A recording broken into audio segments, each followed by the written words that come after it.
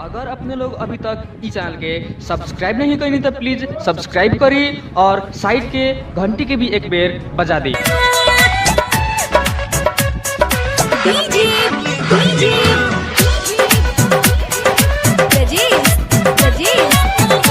DJ सुमन mobile number 6280673687। साथी तू जब से कइलू ना भेंट करे अइलू, पिया के पाके हमारा के रानी भूल गइलू। साथी तू जब से कइलू ना भेंट करे अइलू, पिया के पाके हमारा के रानी भूल गइलू। असले के सुता रानी सीना तोहरा सब मिला ए राजा, तोहरा सब मिला अटदीना नहीं हर आवतानी अगला महीना। डीजे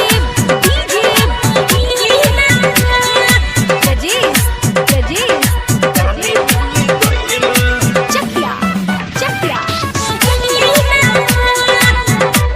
डीजे सुमन मोबाइल नंबर 6280673687। तू पराई बट रहू सरकारी, मोहन मरले बात के हथियारी। भेंट कइलू हमसे बड़े दिन तोहरा सब मिला सुना ना, तोहरा सब मिला अटदीना नहीं हर आवतानी अगला महीना। डीजे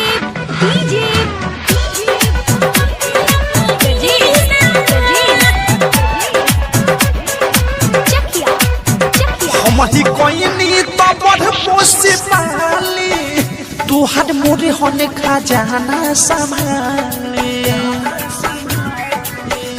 तोरा कहे मिला गे न लाज, सुत सहित देहनी ब्याज।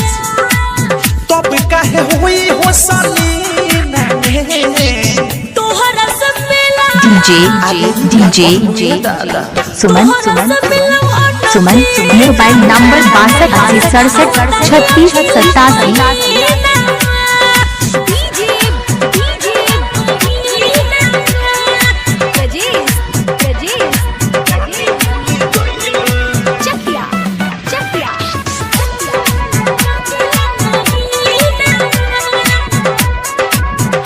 प्रेमियों हंस के महानी लो बात हो, रानी कटता दिन नाही रात हो। संगीता पर कर विश्वास, विकी विशाल बातें हमें खास। अनुराग बिकी यही दिन तोहरा सब मिला अच्छा डीजे